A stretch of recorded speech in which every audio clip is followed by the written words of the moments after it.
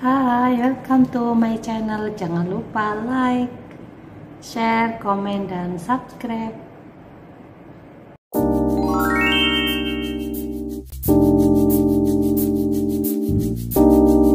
Hai, halo guys. Kali ini saya akan memberikan tips dan trik dalam menyusun skripsi untuk mahasiswa. Jadi ini untuk mahasiswa Febi UIN Wali Songo Semarang pada khususnya, dan mahasiswa lainnya pada umumnya. Jadi yang pertama, mahasiswa itu harus membuat proposal ya, proposal dulu atau draft juga tidak apa ya. Lalu setelah itu mahasiswa setelah dapat pembimbing 1 dan pembimbing 2, biasanya alurnya itu ke pembimbing 1 dulu untuk sekedar kulonwun atau pemberitahuan bahwa beliau itu pembimbing 1.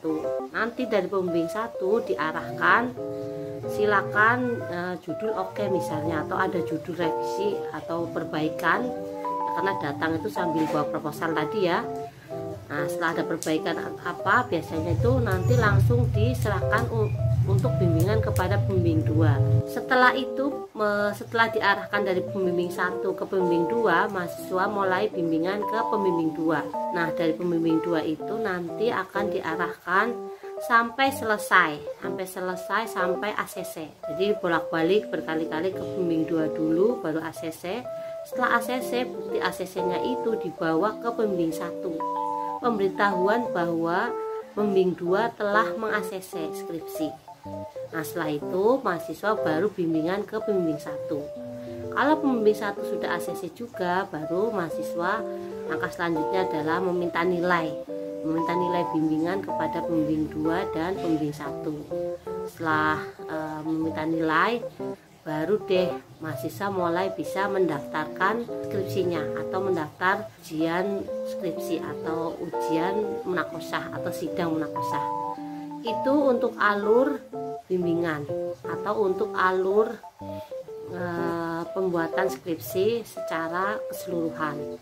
Untuk detailnya bagaimana tips dan trik untuk skripsi setelah ini ya, simak lagi. Jadi untuk pembuatan skripsi dimulai dari proposal. Jika mau bertemu dengan pembimbing 2 dulu ya, karena biasanya alurnya itu ke pembimbing 2 dulu, itu mahasiswa pastikan sudah bawa proposal yang bagus ya, yang bagus. Kemudian nanti juga kalau siap dicoret-coret atau dikoreksi ya nggak apa-apa, karena itu demi kebaikan mahasiswa.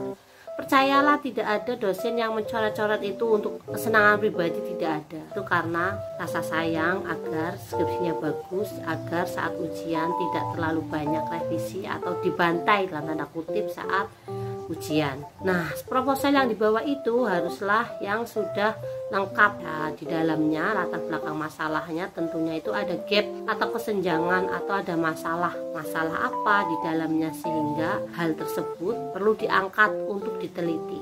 Nah, itu harus ada, baik tersirat maupun tersurat, itu harus ada di latar belakang. Gapnya apa, masalahnya apa. Untuk penelitian terdahulu, ini maaf ya kalau ada yang kelewat, penelitian terdahulu itu juga ada di bab 1 sekilas, tapi yang detailnya itu ada di bab 2. Nah, penelitian terdahulu ini cari sebanyak-banyaknya. Ada beberapa dosen yang menginginkan penelitian terdahulu, apalagi untuk penelitian kuantitatif, itu minimal 10, ada yang minimal 15, ada yang minimal 25. Jadi kalau mahasiswa membuat penelitian terdahulu cuma 5, 7, itu pasti langsung saya arahkan untuk menambahi ya, jadi harus banyak. Setelah itu sebutkan juga perbedaannya penelitian terdahulumu dengan antara penelitian terdahulu tersebut dengan penelitian yang akan kamu jalankan. Itu apa perbedaannya, sebutkan. Itu ada di bab 2. Yang kedua, selain gap itu harus ada kebaruan atau novelty. Kebaruan itu adalah mahasiswa dapat mencari hal-hal baru yang memang perlu diteliti lagi atau perlu diteliti ulang, atau memang awal-awal mau diteliti, meskipun nanti tinjauan pustakanya atau penelitian terdahulunya itu sudah banyak, tapi ada kebaruan yang ditonjolkan dalam proposal tadi atau dalam penelitiannya. Setelah itu baru nanti rumusan masalahnya apa saja, tujuannya apa saja, itu juga harus ada. harus sesuai atau sinkron dengan latar belakangnya dengan judulnya. Tips lagi ya untuk mahasiswa FEBI, karena ada 4 prodi ya, perbankan syariah, ekonomi Islam, manajemen, dan akuntansi. Khusus untuk yang ekonomi Islam itu harus fokus pada hal-hal yang terkait dengan ekonomi, misalnya tentang pasar, tentang konsumsi, konsumen, distribusi, distributor, lalu tentang wisata halal, desa wisata halal, dan sebagainya. Intinya hindari hal-hal yang miliknya prodi lain, misalnya mau meneliti tentang nasabah, BMT, bank, itu tidak boleh, itu punyanya perbankan syariah, jadi EI tidak boleh. Lalu mau membahas juga tentang laporan keuangan itu sebenarnya juga milik AKS, EI cari yang lainnya, jangan fokus ke laporan keuangannya. Lalu ada lagi manajemen ya, karena prodi manajemen itu kalau keputusan pembelian, keputusan, kemudian minat, apalagi manajemen strategi, kemudian manajemen POWAC dan sebagainya itu milik manajemen. Jadi harus diperhatikan mana-mana yang masuk ke prodi lain itu nggak usah diambil. Memang yang paling susah itu yang ekonomi Islam, karena sebenarnya dia menyeluruh tapi harus fokus. Karena apa? Karena nanti kalau fokusnya ke tertentu itu bisa masuk ke manajemen, bisa masuk ke perbankan syariah, bisa masuk ke akuntansi syariah. Berikutnya untuk yang bab 2, untuk yang kuan itu metodologi ada di bab 3, tapi untuk yang kualitatif itu ada di bab 1. Jadi pastikan metodologinya lengkap. Setelah teori-teori, mahasiswa kemudian menggabungkan dengan penelitiannya. Jangan sampai metodologi itu cuma pengertian, jenis penelitiannya kuantitatif menurut siapa, sumber datanya primer, ada data primer adalah, data sekunder adalah, tapi masuk juga ke penelitiannya. Misalnya data primernya adalah hasil kuesioner. Hasil kuesioner saya adalah menyebar atau membagikan kepada 100 sampel, itu harus disampaikan. Yang awal, yang atas itu diawali pengertian menurut ahli, baru kemudian menjurus ke penelitiannya. Nah, kalau yang kualitatif, penelitian kualitatif itu metodologi ada di bab 1, kalau yang kuantitatif itu ada di bab 3. Nah, ini saya bicara dulu yang yang bab 2 untuk yang kuan ya. Kalau yang kuan itu sama ya, kuan atau kual ada di bab 2, itu tentang tinjauan pustaka. Pastikan tinjauan pustaka itu memuat hal-hal yang ada di judul, misalnya judulnya tentang pengelolaan dana haji, berarti ada pengelolaan itu definisinya apa, dana itu apa, haji itu apa, kemudian ada ayat atau Al-Quran yang menguatkan, ada definisi macam-macam, itu untuk yang kual ya. Lalu kalau yang kuan itu harus ada indikator menurut pengertian siapa. Indikator itu yang dipakai untuk membuat pertanyaan dalam kuesioner. Jadi nanti saat ujian juga penguji akan mencocokkan antara daftar pertanyaan tadi apakah sesuai dengan indikator atau tidak.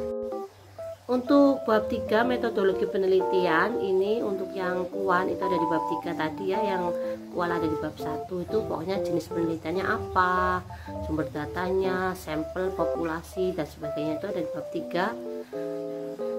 Lalu ada gambaran umum objek penelitian, itu biasanya ditaruh di kalau nggak di bab 3 ya di bab 4, tapi itu sekilas saja karena itu sebenarnya tidak terlalu urgent. Tapi kalau kuan itu sedikit ya, memang kalau yang kuan itu banyak gambaran umum objek penelitian ada di bab 3 tersendiri.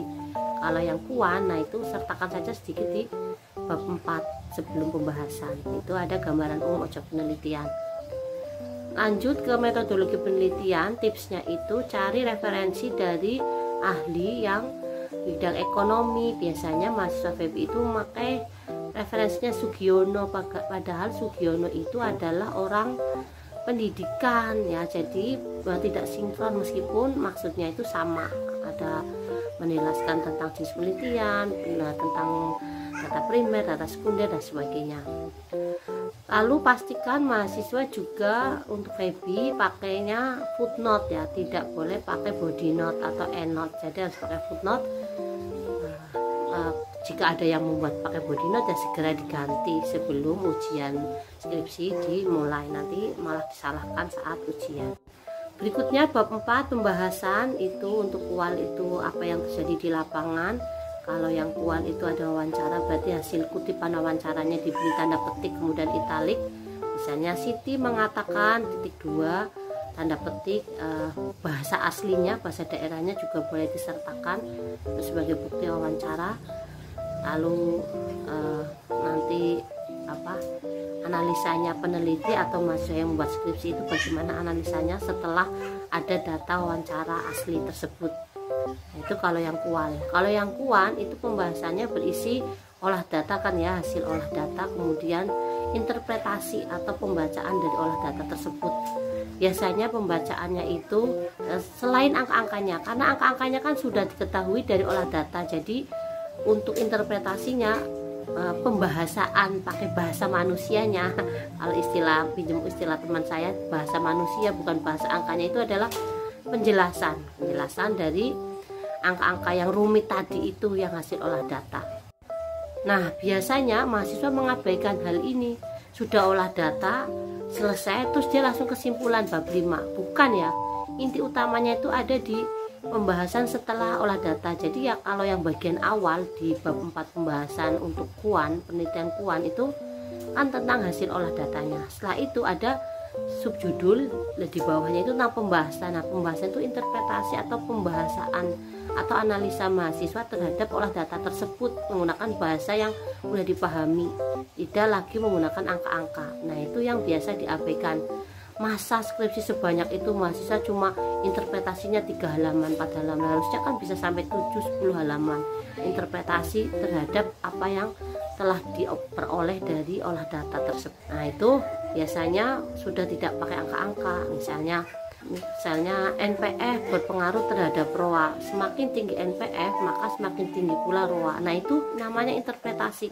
Harus ada penjelasan terkait hasil olah data tersebut, hasil angka-angka tadi. Nah, itu penting. Biasanya mahasiswa salah atau kurang di situ, sedikit sekali interpretasinya. Berikutnya tentang bab 5 kesimpulan. Kesimpulan itu adalah hal-hal yang menjawab dari latar belakang dari rumusan masalah. Kalau rumusan masalahnya 3 ya kesimpulannya 3 sesuai. Tapi kalau yang kuan diperhatikan, kesimpulan itu tidak lagi menggunakan angka-angka signifikan lebih dari 0, dan sebagainya, tidak ada. Kesimpulannya yaitu interpretasi atau bahasa yang telah disampaikan tadi. Nah, lanjutan untuk kesimpulan tadi diperhatikan apa yang ada di pembahasan tadi itu yang bisa pembahasan yang interpretasi. Untuk yang kuan itu bisa juga untuk dijadikan kesimpulan, diambil intisarinya. Untuk yang kual juga sama, apa yang ada di pembahasan bab 4 bisa dituangkan di kesimpulan. Oh ya, tadi yang untuk pembahasan yang kuan itu harus ada interpretasi atau pembahasan diri sendiri atau peneliti atau penulis skripsi terhadap olah data kan. Nah, itu harus mencerminkan apa yang dari olah data tapi menggunakan bahasa sendiri yang mudah dipahami, tidak bahasa angka. Nah, itu yang biasanya ditinggalkan oleh mahasiswa, padahal itu yang paling penting untuk dipahami, untuk dibaca oleh halayak umum. Balik lagi ke kesimpulan. Tadi kesimpulannya itu sesuai dengan rumusan masalah. Rumusan masalahnya ada 3, kesimpulannya ada 3. Rumusan masalah ada 4, kesimpulan ada 4. Nah, setelah itu saran juga yang mendukung. Lalu keterbatasan penelitian juga ada di bab 5.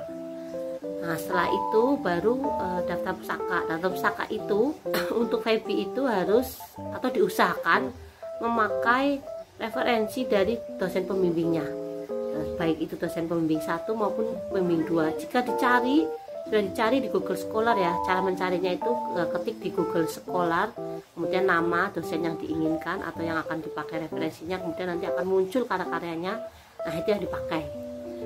Tapi ternyata pembimbing 1 dan pembimbing 2 tidak memiliki karya yang mirip dengan anak bimbingannya ya, dengan mahasiswa bimbingannya itu. Maka mahasiswa Feby harus membuat atau mencari referensi dari dosen Feby ya. dosen FEB kan banyak, ada 50-an. Nah, itu cari salah satu atau salah berapa, yang penting ada dosen FEB-nya. Nanti kalau mahasiswa tidak memakai referensi, tidak boleh, nanti tidak bisa ikut ujian, atau nanti saat ujian dikritik, masa tidak ada sama sekali tulisan dari dosen FEB-nya sendiri ya, FEB UIN Wali Songo Semarang. Nah, itu tadi tips dan trik berikut prosedurnya dan sebagainya untuk penulisan skripsi. Semoga bermanfaat. Mohon maaf bila banyak kekurangan. Jika ada pertanyaan, silahkan tanya sebanyak-banyaknya di kolom komentar. Demikian penjelasan dari saya. Mohon maaf bila banyak kekurangan. Assalamualaikum warahmatullahi wabarakatuh.